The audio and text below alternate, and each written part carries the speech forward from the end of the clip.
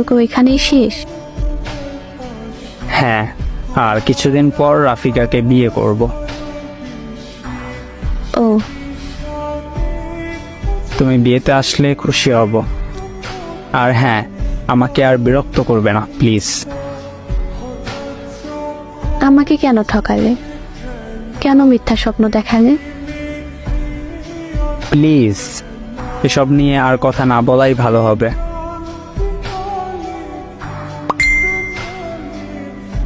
ওই, ভালো থেকো, আল্লাহ হাফেজ। ওই, ওই।